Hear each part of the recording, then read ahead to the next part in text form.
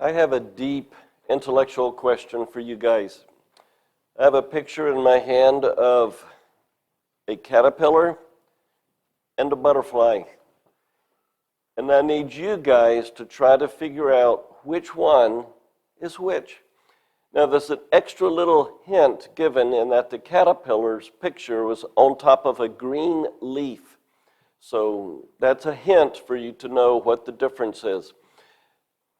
What's amazing is the caterpillar you see is the very caterpillar that turns into the butterfly that you see. What a transformation. What if I had a picture up here of you before you became a Christian, and a picture of you after you became a Christian? Would there be just as much of a difference?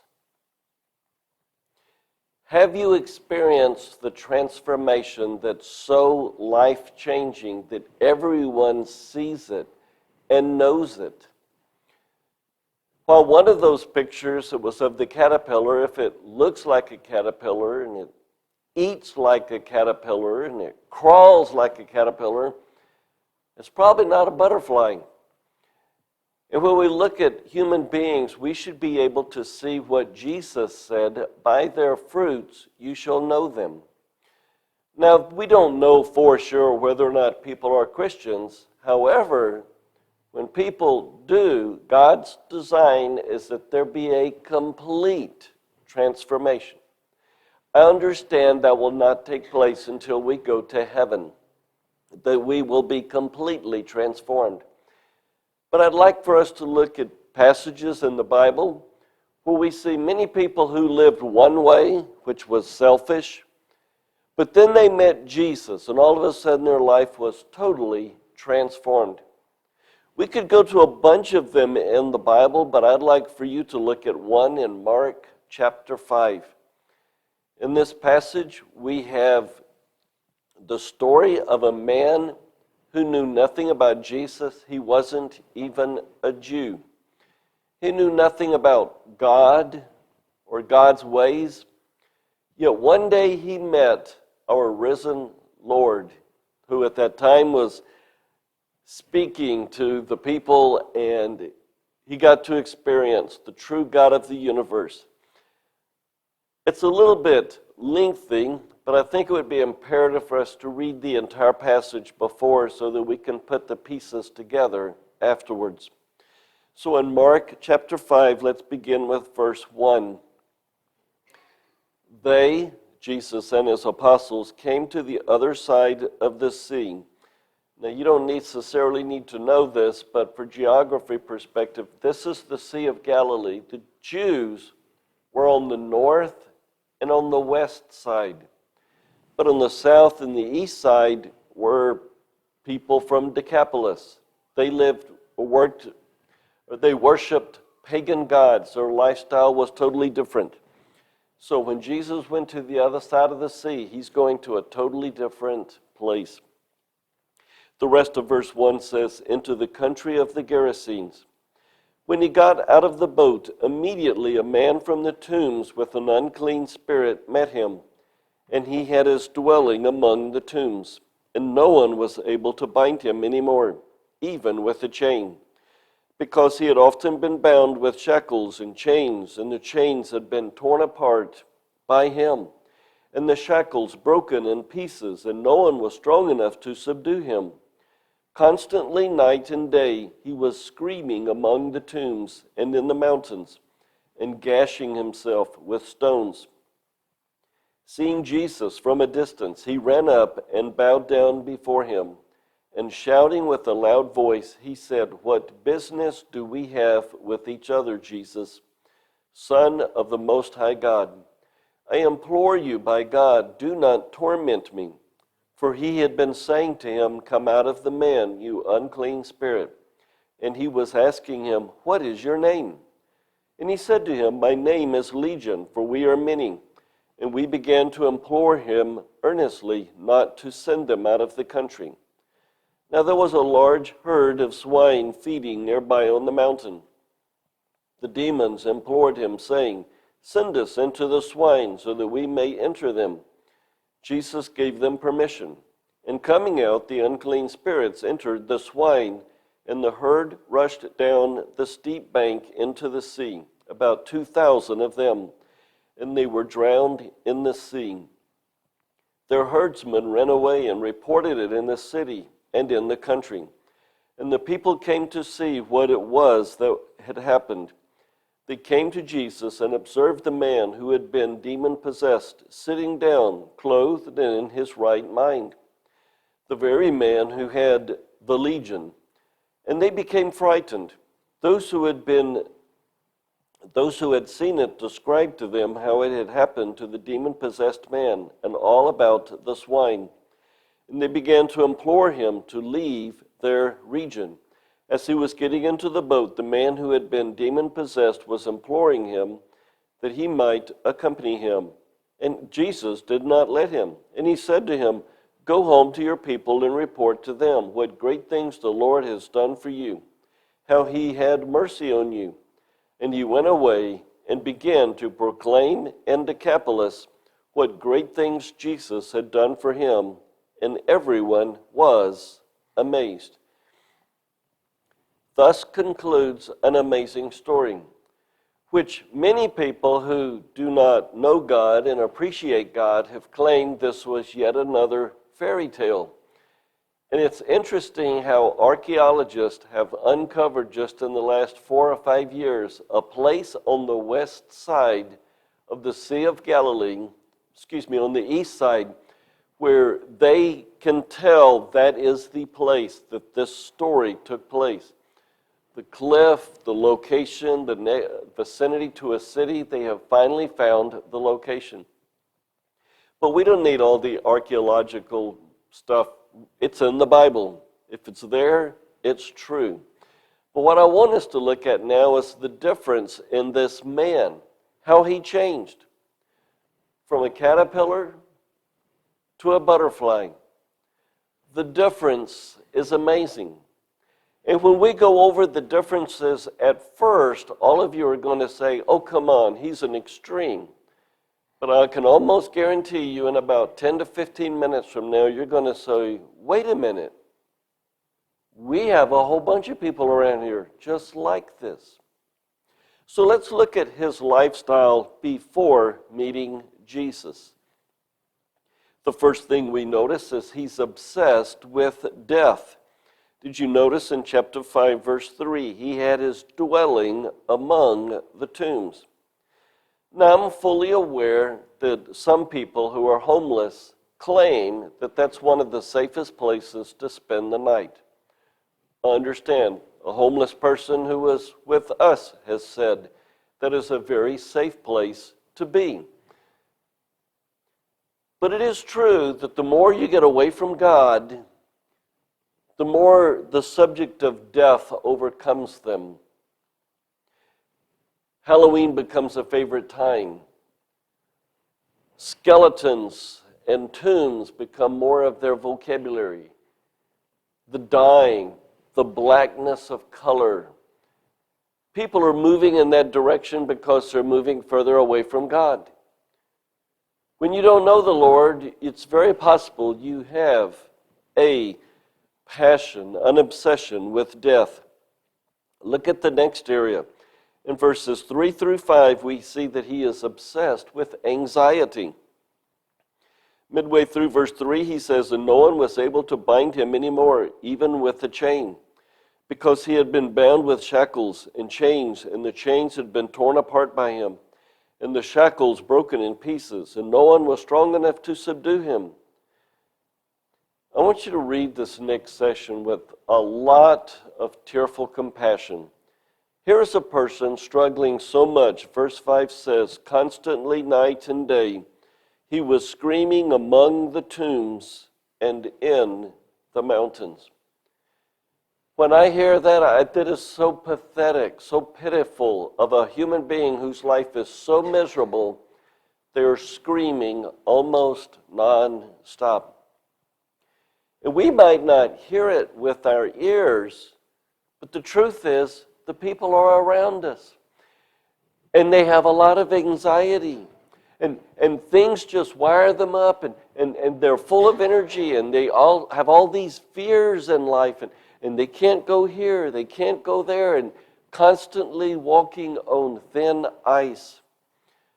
And then you try to get them to talk, and they say, why? You won't understand. They honestly believe their situation is so bad, no one will ever understand. I know one young woman personally, by name. She knows me. I even got a phone call for her after she experienced the Lord's blessing in this. But she's one of these unfortunate people who get kidnapped for a short time, and in that short time period, the people brainwash you. That's not a good enough phrase, but it's good enough for this message. So they brainwashed her in a way where she could go back to home and live a normal life. And nobody in the family has any clue what's going on. But they can call her up on the phone, and she'll go back into her torture chamber and do whatever they want to do. And when they're through, they send her back into the house. Nobody knows about it. But then one day, something happened and triggered her while she was not in the faraway place. And she was aware of this horror, and she went ballistic. She lived near Rochester, New York, called up a friend of mine, and the parents said, please, is there anything you could do for her? They tied her up as best as they could in the car, and I don't mean that literally with ropes, but she's nonstop hysteria. Had to wait a day. They spent a night. When they went into my friend's house, she said she immediately just started hysterically running around. She's grabbing the curtains and climbing the curtains. And the woman of the house told me, I couldn't believe it when my husband bolted the curtain rods to the wall. I had no idea years later that would be helpful to keep the entire curtain rod from crashing down. Hysteria, constant, full of terror. So many other people. I think it's funny to go to a building. If I see someone else about the same distance away from the door, I will run to the door and open it and smile to them and say, ha ha, I beat you, I get to hold the door for you. But weird things are taking place. If it's a young girl, they run into the building and literally run away like they're being attacked again. So where's all this weirdness and wildness and anxiety taking place? I was with a friend. I've known him, knew different places he lived. I don't know why I asked it, but it's just the way I think. She said, she said, they're staying at the place he used to be. So I mentioned the street and address. Oh, are you at that address? She immediately grabbed her friend and hid behind her and said, are you a stalker? These are not rare events I'm talking about. This type of stuff is all around us. People living in anxiety. They hate their life. They think something terrible is going to happen to them again. Let's go to another characteristic of this so-called demon-possessed man. In chapter 5, verse 5, he's obsessed with blood. Look, he's gashing himself with stones. One of the popular things people do today to get rid of one pain is to produce other pain. You've heard of that. If some people have a headache, you jokingly tell them to stomp on their foot so that the pain in their foot becomes worse than their head, so that their head doesn't hurt. Well, that's what they do, but they will literally start cutting themselves with razor blades because they feel the pain of that is greater than the wildness going on in their life. The blood, the obsession. Go back to Halloween. Some people, one of our former members has stated her favorite movies to watch were slasher movies, where people's blood is just coming out and spewing everywhere. The further you get from God, the more you get involved with even the blood, death, anxieties, all of the pressure. But let's go to a fourth area that's also very popular even today. It doesn't state clearly in the passage yet, so let me quote from Luke chapter 8. In that passage, they give the same story, but they add this different sentence. When Jesus came out onto the land, when he was met by a man from the city who was possessed with demons and who had not put on any clothing for a long time. So the fourth point for the message here is obsessed with nudity. Today, it's just complete obsession. For some reason, women think the only way they have value or to get attention is to live in a world of nudity or showing off. And if you don't stare at them, they get angry at you. Then the men, many are obsessed with seeing nudity. I was in a crowd yesterday and I looked at another man, and off to the side he pulls up his cell phone and he's scrolling up, and I'm seeing a few pictures go by. I mean, the obsession around here, it's everywhere. Magazines, billboards, internet, commercials, TV shows, movies. It's everywhere, if you know what I mean by everywhere. Why? Because the further you get from God, the more the demonic causes you to be involved in this world of nudity. It is so bizarre that young people today have no shame at all, or at least the ones that I see. They have literally seen and experienced so much, it doesn't faze them anymore. In the world of wrestling, people have to weigh in to make weight for their next match or for their meet. Finally, the states of the United States changed that about 10 to 15 years ago, that now they have to wear something. But when I see these guys and girls, it's like they see, and it just boggles my mind. It's like they see it every day. It doesn't faze them. They do whatever, whenever, however. Another sign of being totally separated from God. So here are 4 characteristics of this man. And some of you are probably thinking at the start, well, we don't know too many people who are ballistic and demon-possessed. But when you look at these 4 categories, I think all of you admit, man, this is a common picture among people today with just wildness. The next part is not clear in the Bible. It just simply says the man met Jesus, and Jesus cast out the demon. Now, there was more to it than just simply saying those words. We don't have that recorded, so we can't say too much about it other than the true fact.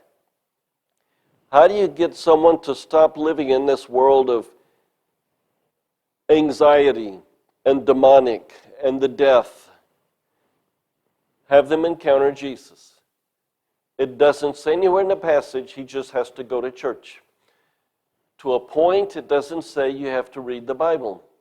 The real point is go to Jesus. Well, let's go to the third major category for the message and say, what was his lifestyle after meeting Jesus? Would you look at chapter 5, verse 18? And you will see that before he was focused on death, now he's focused on life and excitement. Verse 18, as Jesus was getting into the boat, the man who had been demon-possessed was imploring him that he might accompany him. I mean, before he's being pushed away by people, he's hiding in the cemeteries and the tombs, but now all of a sudden his life has changed and he wants to be with people. That's a major change. If I showed you a picture of him before and after, this one all of a sudden is different. Here he's hiding in the tombs, and now he wants to be with people. Look at the next one. He's at peace. This by far is the most amazing and the most noticeable difference between a non-Christian and a person who truly devotes him or herself totally to the Lord. Peace. Look at verse 15. They came to Jesus and observed the man who had been demon-possessed, sitting down, and skip over to in his right mind. He's relaxed. He's sitting down. Before, he's so wild and so crazy and so ballistic, they can't even put chains on him and keep him still. But now he's actually peace and calm and in his right mind.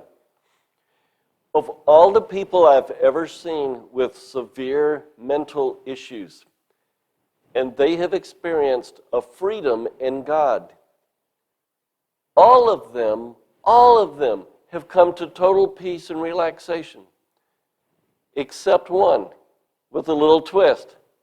It was the girl who was ballistic and was climbing the curtain rods.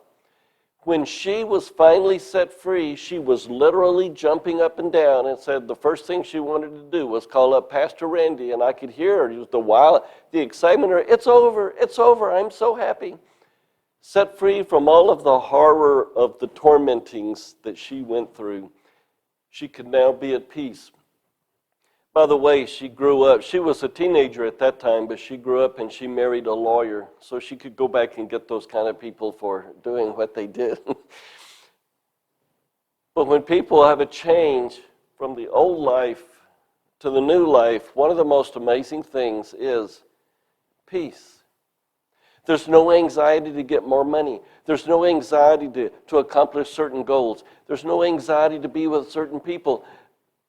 They have everything they need. So they're at peace. It's an amazing transformation to see. We don't have anything in the last half of this chapter to mention that he's not obsessed with blood, so I at least put that in your notes, that he's not obsessed with blood anymore. But let's go to the fourth one, clothed. Before, he was naked for a long time. But now look at verse 15. They came to Jesus, observed the man who had been demon-possessed sitting down, and noticed it says he's clothed. I mean, the transformation is amazing. He's relaxed. He's sitting down. He's in his right mind. He wants to be with people. He's talking like he cares about the people around him instead of saying, help me, please help me. And not only that, he's even wearing clothes. Amazing. So many people in the world of nudity today, they become Christians. Remember one guy who I won't mention by name, living in a household where there's a lot of pornography, family members involved in the pornography. He becomes a Christian, and immediately he starts saying, this needs to stop. It's amazing. Draw closer to the Lord, you start doing what is right. Let's look at one other area which is the major focus for our message. In verses 19 to 20, he gave his testimony about Jesus. I wish I had added those extra words in there into your outline, but it's gave his testimony about Jesus. This is a huge point. So look at verse 19. And he did not let him, that is, Jesus did not let him get in the boat. But Jesus said to him, go home to your people and report to them what great things the Lord has done for you, and how he had mercy on you. And he went away and began to proclaim in Decapolis what great things Jesus had done for him. And everybody was, and I wish I had spent more time studying this next word for amazed. I'm sure it would be almost comical. They were amazed. Think about it. What did they see before? This naked man running around hysterically, blood on multiple parts of his body where he's been gashing himself. He's crazy, he's wild, and now he's fully clothed and he's caring about people. Would you say that transformation is as much a difference from a caterpillar to a butterfly as there could be? But here's the tug of war. Many Christians refuse to believe that exists for them. But you don't understand. I never robbed a bank. But you don't understand. I've never murdered anybody. Do you know what God says about all of you and about me before we became Christians? You were an enemy of God. You were selfish. And that natural man which still exists in all of us is selfish. No one seeks after God. Nobody. I mean, the ultimate of bad is described for all of us. And Satan wants us to say, no, but how could I have a transformation like this man in the Bible? When the truth is, we all can. Our hearts are all deceitful and desperately wicked. We're selfish. That's the key point. And when God transforms us and gives us everything we need, all of a sudden there's an outpouring, what can I do for you? No longer are we greedy like the first man, but we're loving and giving in the second picture. I know there's just a bit of a coincidence here, but for those of you who watched the national championship football game for college this past week, the quarterback for Notre Dame drove the team down, and he truthfully, honestly, he did what he thought his heart's desire would be best. He went all the way down, scored a touchdown, and when a camera was right in front of his face, he pulled down his wristband to show a Bible verse behind it in Matthew. That was his personal Bible verse. But what did the verse say? The one that meant a lot to him. It said, "He who exalts himself shall be humbled, but whoever humbles himself shall be exalted." Not exactly the best verse to show to a crowd, because as soon as he left the end zone, he went to the sidelines and threw up because of all the energy that he put into that drive, and then Ohio State proceeded to score 4 times after that. His heart was right. He wanted to give a testimony, but he kind of gave the wrong verse. Here's where I'm really headed. Giving a testimony can be challenging when your prideful self is still in existence. So many people have had a bad past, want to glorify. Let me tell you about all the people I murdered. Let me tell you about all the blood that I spilled. Let me tell you about all the money that I was able to rob from banks. It's more of a pride testimony. When a testimony is done properly, we simply make generic statements. I did things I wish I had never done. Our countenance shows it. I have been a selfish person. But when we talk about the change, it's always because God did it. That's a testimony for the Lord. It's not about how much I have changed. It's about what God did through me. If you can get that one point, that would be so huge for this message. It's not about our experiencing a change. It's about allowing God to make the change and then giving Him the glory. What's so amazing about this scripture passage is that the apostles went back across the lake and went on to other ministries, but that one man could have pouted and whined, "Why couldn't I join them?" Instead went throughout all of Decapolis telling the people about Jesus. Remember what the people of Decapolis said when they saw that he caused the swine to go over the cliff? They said, "Get him out of here, let's kill him."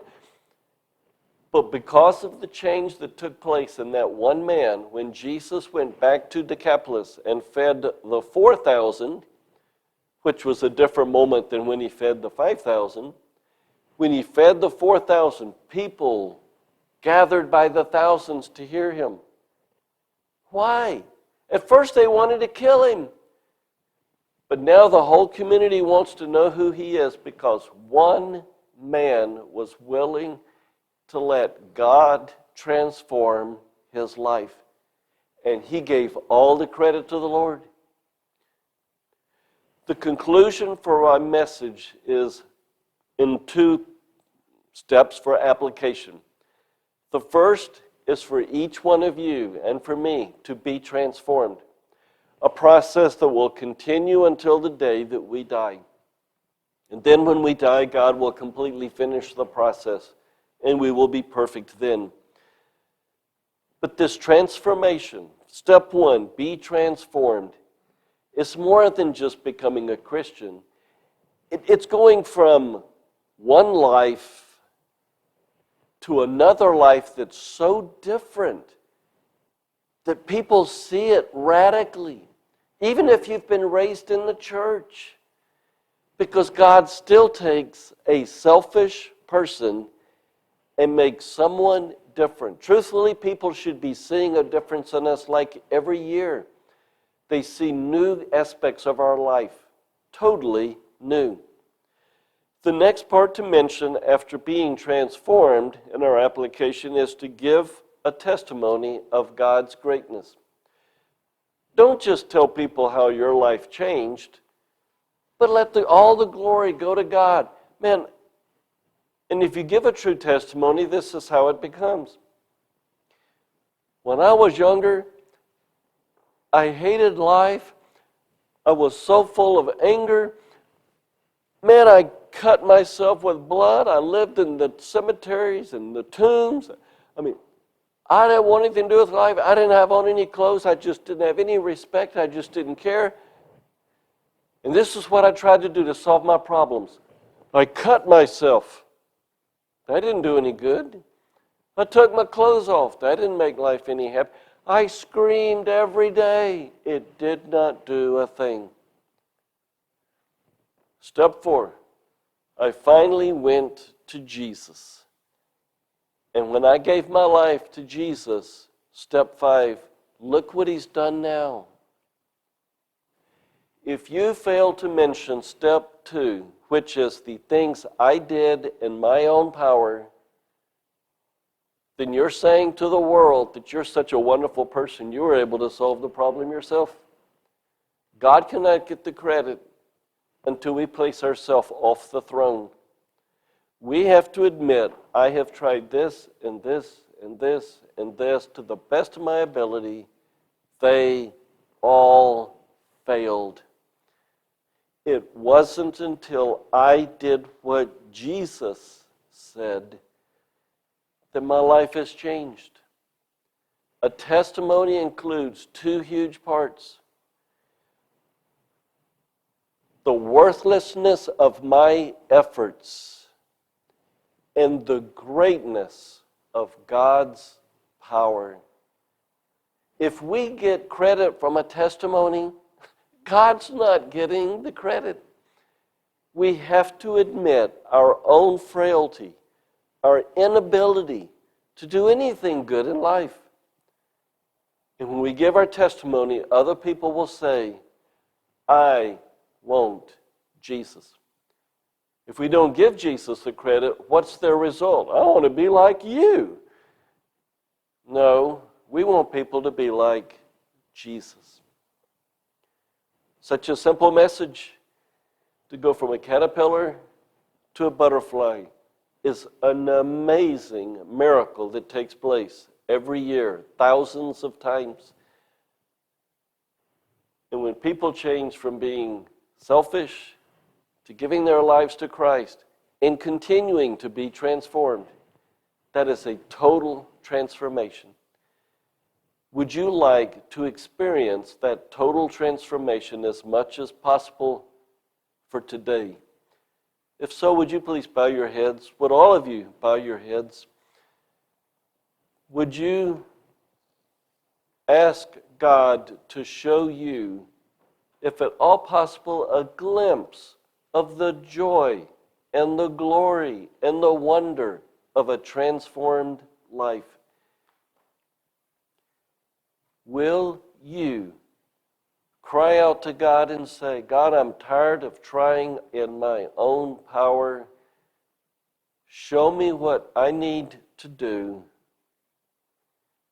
I commit to you at this moment, I will do whatever you say. Will you do whatever God says? And when you do, you will experience a life beyond description that could have been given before. Father, truly you are beyond amazing. You want to hide your tabernacle, your dwelling place, even within our hearts.